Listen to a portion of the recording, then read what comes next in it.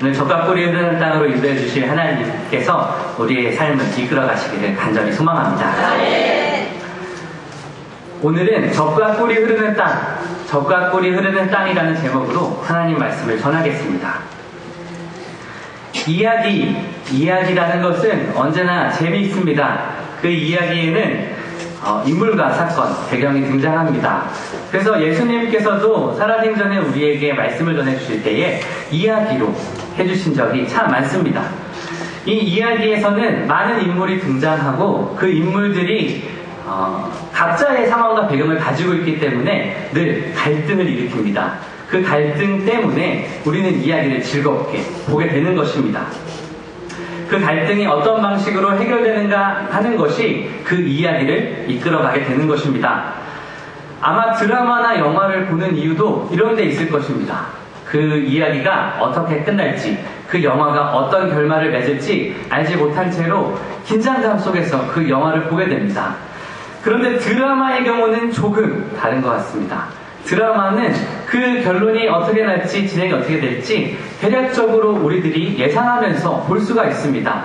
만약 어머니께서 야, 걔와 걔는 헤어질 거야 라고 이야기한다면 다음 주에 걔와 걔는 분명히 헤어집니다. 옆에서 보는 아버지는 이렇게 이야기하실 겁니다. 야, 그 결론을 다 아는 걸 뭐하러 보고 있느냐 라고 부르실 텐데, 그럼에도 불구하고 우리가 드라마를 보는 이유는 그 이야기가 흘러가는 방식, 그 전개되는 방식이 궁금해서일 것입니다. 성경에도 재미있는 이야기가 참 많이 등장합니다. 그 중에 오늘은 본문의 이야기도 듣겠지만 먼저는 예수님이 풍랑을 만나신 그 이야기를 먼저 해보도록 하겠습니다. 예수님께서 풍랑을 만나신 이야기는 마태복음 8장 23절에서 27절까지 등장합니다. 하지만 이 이야기는 앞선 이야기들을 조금 이해해야 자세히 우리에게 이해가 될 것입니다. 마태복음 5장에서 7장의 내용은 예수님께서 산에서 설교를 하시는 내용입니다. 우리는 그 설교를 산상수훈이라고 부릅니다.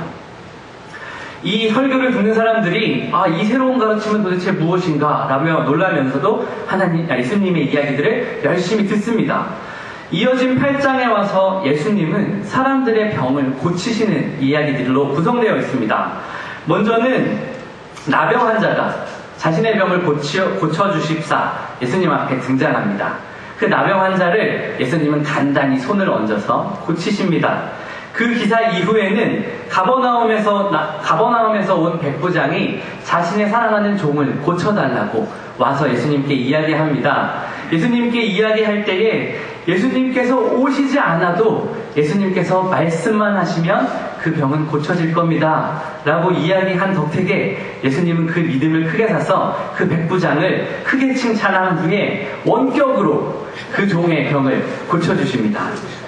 이 가버나움의 백부장의 종의 병을 고쳐주신 이후에는 베드로의 장모의 병을 또한 고쳐주십니다. 그 병 또한 아주 간단하게 고쳐주십니다. 예수님의 놀라운 산상수훈에 이어서 예수님께서 많은 치유사역을 보여주시니까 사람들이 예수님 앞으로 몰려들기 시작합니다. 마태복음 8장 18절 말씀을 제가 읽도록 하겠습니다. 예수께서 무리가 자기를 애워싸는 것을 보시고 건너편으로 가기를 명하시니라. 군중들은 예수님께서 보여주신 기적의 본질을 잊고 예수님을 수단으로 보면서 많이 모이기 시작합니다. 그래서 예수님께서는 과도하게 모인 무리들을 피해서 갈릴리 바다 반대편으로 배를 타고 이동하자고 제자들과 함께 이야기를 하셨습니다. 이 예수님께서 반대편으로 가다가 풍랑을 만나는 이 이야기는 어딘가 조금 이상합니다. 왜냐하면 예수님께서 타고 계신 그 배에 풍랑이 일었기 때문입니다. 제자들도 당혹감을 감추지 못하고 우왕좌왕하면서 예수님을 깨웁니다. 제자들도 많이 당황하지만 이 이야기를 읽는 독자되는 우리들도 많이 당황스럽습니다. 예수님이 탄 배에는 응단, 그런 풍랑이 일어나지 않을 것 같은데 그런 풍랑이 일어났기 때문입니다. 풍랑을 만난 예수님의 이야기를 잠시 접어두고 오늘 본문의 이야기로 넘어가 보겠습니다. 오늘 본문의 이야기, 출애굽기 3장의 이야기는 모세에게 나타난 하나님의 이야기입니다. 이집트에서 왕자로 살던 모세는 사람을 죽이고 광야로 도망갑니다. 미디안 광야에서 도망한 그 모세는 당황하지 않고 이드로의 집에서 잘 삽니다. 심지어 시보라라는 아내를 얻어서 그곳에서 잘 살고 있습니다. 그렇게 잘 살고 있는 모세에게 하나님께서 나타나셨습니다. 타지 않는, 하지만 불붙은 떨기나무 가운데 하나님께서 나타나셔서 모세에게 이렇게 오늘의 약속을 주십니다. 오늘 8절의 말씀을 함께 읽도록 하겠습니다. 출애굽기 3장 8절 말씀입니다. 함께 읽겠습니다. 내가 내려가서 그들을 애굽인의 손에서 건져내고 그들을 그 땅에서 인도하여 아름답고 광대한 땅, 젖과 꿀이 흐르는 땅, 곧 가나안 족속, 헷 족속, 아모리 족속, 브리스 족속, 히위 족속, 여부스 족속의 지방으로 데려가려 하노라. 아멘. 하나님의 약속은 바로 젖과 꿀이 흐르는 땅으로 이스라엘 백성들을 인도해 주신다는 약속이었습니다. 모세가 이스라엘 백성을 출애굽시키는 장면은 우리는 너무나도 잘 알고 있습니다. 모세는 하나님의 뜻에 따라서 이스라엘 백성들을 애굽에서부터 젖과 꿀이 흐르는 땅, 약속의 땅 가나안으로 인도하여 냅니다. 마치 예수님과 제자들이 어떤 한 목적지를 향해서 가는 것과 같이 이스라엘 백성을 모세는 잘 이끌고 가는 것입니다. 이스라엘의 이 광야의 여정은 예수님의 배의 여정과 비교하자면 다소 긴 여정이 됩니다. 그 여정에서의 공통점, 예수님께서 배를 타고 갈릴리 바다 건너편으로 가시는 여정과 이스라엘 사람들이 광야를 건너는 여정의 공통점은 또한 어려운 점들을, 난관들을 많이 만난다는 것입니다. 그런데 이런 난관을 겪고 있는 이스라엘 백성들은 그 난관들을 감히 이겨낼 수 있는 힘을 가지고 있습니다. 왜냐하면 하나님께서 젖과 꿀이 흐르는 땅을 약속해 주셨기 때문입니다. 가나안 땅, 약속된 가나안 땅, 젖과 꿀이 흐르는 땅이라는 이야기는 성경에서 16회 등장합니다. 아니, 구약에서 여호수아가 가나안 땅에 들어가기까지의 과정 중에서 성경에서 16번 나옵니다. 출애굽기의 4회, 레위기의 1회, 민수기의 4회, 신명기의 6회, 여호수아의 1회 이렇게 등장합니다. 이렇게 자주 등장한다는 것은 이스라엘 백성이 광야를 지나가는 여정 내내 이스라엘 백성들이 그 말씀을 의지하여서 젖과 꿀이 흐르는 땅을 소망하면서 나갔다는 것을 우리가 알 수 있습니다. 그 기사의 마지막 여호수아의 말씀에는 정탐꾼 12명이 가나안 땅을 정탐하고 돌아온 후에 하는 고백에서 젖과 꿀의 그 기사가 나옵니다. 그 말에 정탐꾼 12명이 하는 말은 이렇습니다. 과연 그 땅에 젖과 꿀이 흐르는데 이것은 그 땅의 과일입니다. 라고 하면서 가나안 땅에서 얻은 포도를 사람들에게, 이스라엘 백성들에게 보여줍니다. 아마도 그 포도는 이스라엘 백성들이 납득할 만한 그런 실한 포도였던 것 같습니다. 그런데 젖과 꿀이 흐르는 이 땅을 실제로 본 사람들의 이야기는 젖과 꿀이 흐른다는 그 말과는 조금 상반되는 모습을 보인다는 것을 우리가 알 수 있습니다. 과연 이스라엘 지방이 젖과 꿀이 흐르는 땅이냐라고 물어본다면 그곳을 방문해 본 사람들은 그렇지 않다라고 이야기를 합니다.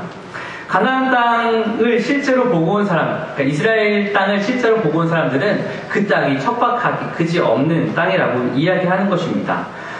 심지어는 주변국들에서는 검은 황금이라고 하는 석유가 펑펑 터지고 부자 국가들이 많음에도 불구하고 신기하게도 이스라엘에는 별로 땅의 이득을 볼 만한 것들은 없습니다.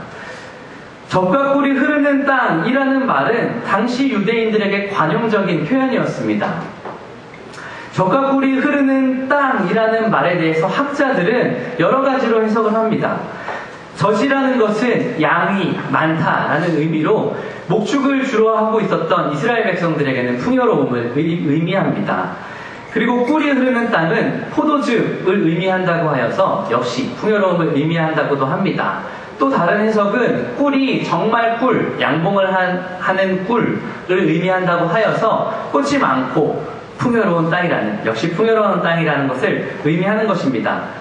학자들의 의견들이 이렇게 분분함에도 불구하고 적과 꿀이 흐른다는 그 의미는 풍요로운 땅을 하나님께서 약속하셨다라고 이해할 수가 있습니다. 만약 우리 한국적인 표현으로 그 표현을 바꿔서 이야기를 해보자고 한다면 삼천리강산, 군수강산 이런 말과도 비교할 수 있는 유대인들에게는 입에서 입으로 전해지는 잘 쓰이는 표현과도 같은 그런 이야기였을 것입니다. 그런데 그런 표현과 실제의 땅이 많이 다르다는 것을 보면서 하나님께서 왜 그렇게 표현하셨을까 하는 의구심이 듭니다. 과연 하나님께서는 이스라엘 백성들을 거짓으로 꼬여내기 위해서 이스라엘 백성에게 그렇게 이야기한 것일까요? 이 문제는 가장 처음 땅을 약속받았던 아브라함에게서 해답을 찾도록 하겠습니다. 하나님의 백성을 이끌어낸 것은 모세이지만 가장 처음 땅을 약속받았던 것은 아브라함입니다. 창세기 12장 1절과 2절을 제가 읽도록 하겠습니다. 여호와께서 아브라함에게 이르시되 너는 너의 고향과 친척과 아버지의 집을 떠나 내가 내게 보여줄 땅으로 가라. 내가 너로 큰 민족을 이루고 내게 복을 주어 내 이름을 창대하게 하리니 너는 복이 될지라. 아멘. 아브라함의 이야기도 우리는 잘 알고 있습니다. 아브라함이 살던 때에 시족사회라는 것은 매우 중요한 것이었습니다. 시족사회를 벗어나서는 살기가 어려웠습니다. 그래서 고대인들은 자신을 소개할 때에 시족사회의 일원, 자신의 아버지의 이름으로서 자신의 정체성을 많이 표현하곤 했습니다. 그만큼 고대인들에게 시족사회 공동체라는 것은 매우 중요한 그들의 목숨과 직결된 문제였습니다. 그런 아브라함에게 하나님께서 나타나셔서 하신 말씀은 나와라, 그리고 내가 명령할 땅으로 가라 라고 하신 것입니다. 아브라함에게 먼저 가나안 땅을 이야기하신 것이 아닙니다. 내게 보여줄 그 땅으로 가라 라고 이야기했고, 아브라함은 하나님께서 한 걸음 한 걸음 인도하시는 걸음에 따라 도착해 보았더니 하나님께서 약속하셨던 땅이 바로 가나안 땅이었던 것입니다. 아브라함이 도착한 가나안 땅은 역시 모세가 이끌고 나온 이스라엘 백성들이 도착한 가나안 땅과 크게 다르지 않았을 겁니다. 많이 척박하고 별로 볼품없는 그런 땅이었을 것입니다. 그러나 우리는 아브라함이 그 땅에서 많은 부를 쌓았다는 것을 알고 있습니다.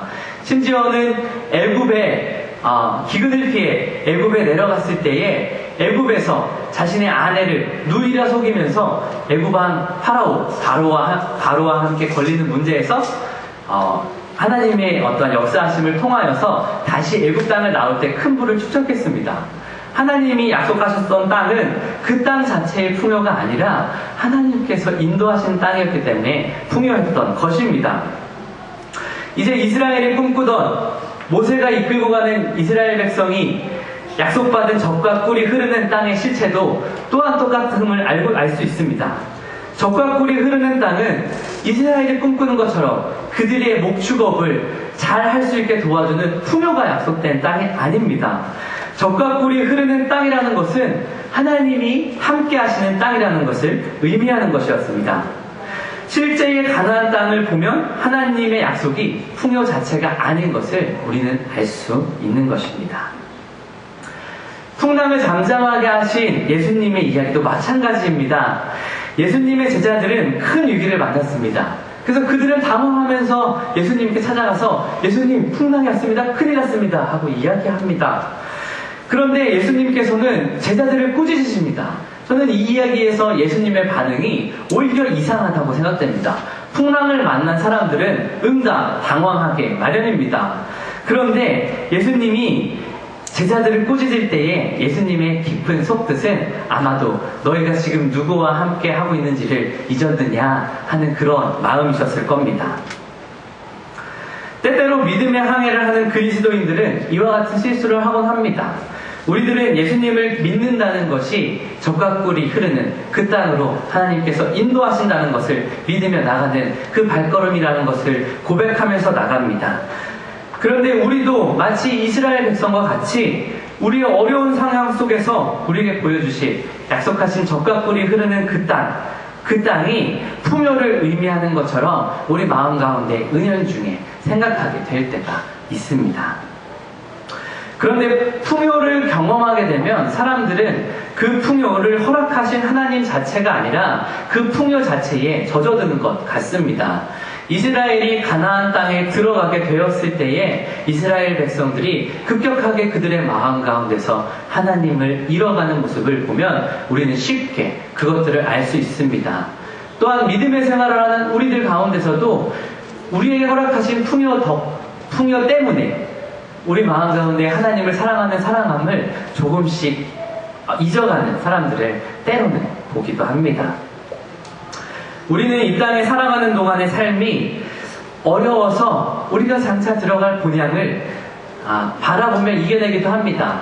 그럴 때의 생각은 장차 올 본향은 하나님의 나라고 우리가 지금 이 땅은 잠시 스쳐가는 것이다 라고 생각하기도 하게 되는 것 같습니다.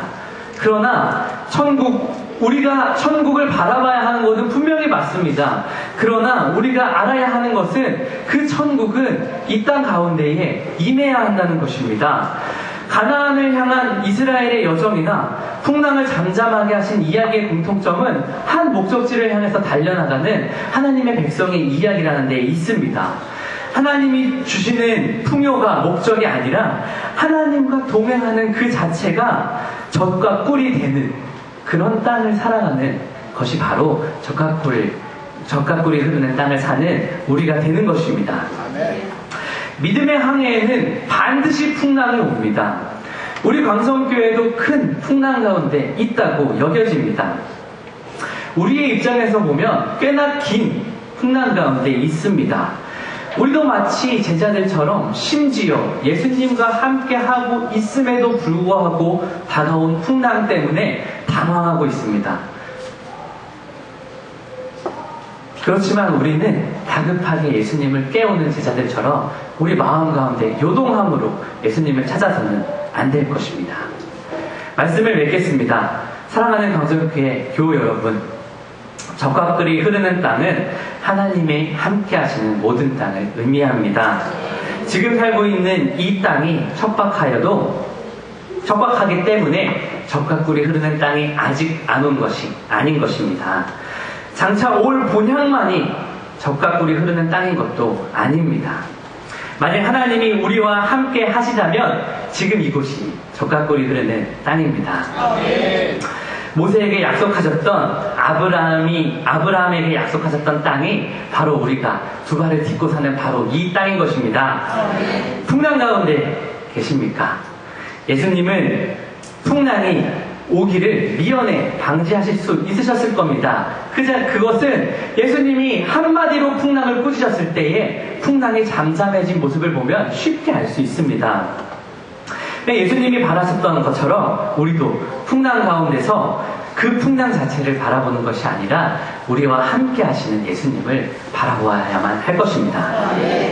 우리 모든 성도님들이 이 땅의 삶을 하나님의 나라와 구분하지 않고 언제나 어디서나 하나님과 함께 동행하는 삶을 통하여서 이 척박한 가운데서도 하나님과 동행함으로 젖과 꿀이 흐르는 땅에 우뚝 서서 살아가시기를 바랍니다.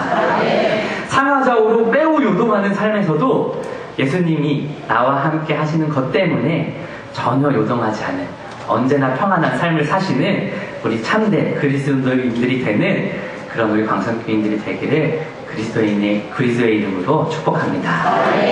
우리 다 함께 한 찬양을 함께 부르도록 하겠습니다.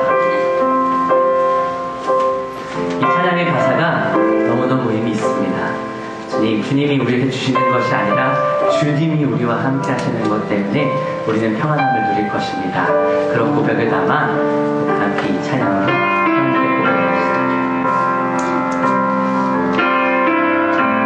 가사가 나오지 않는데 확인 한번 해주세요.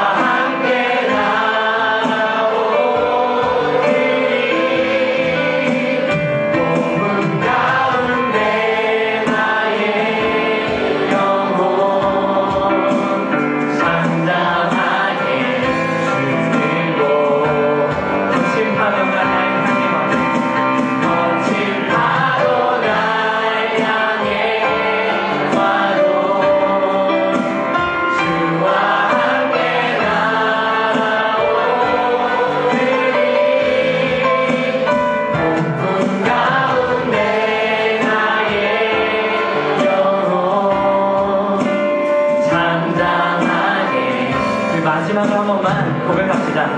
거친 파도가 날 향해 와도, 거친 파도 날 향해 와도 주와 함께 나오리. 폭풍 가운데 나의 영혼 잠잠하게 들고 잠잠하게 주를 보리라. 다 함께 한번 기도합시다. 주님, 그렇습니다.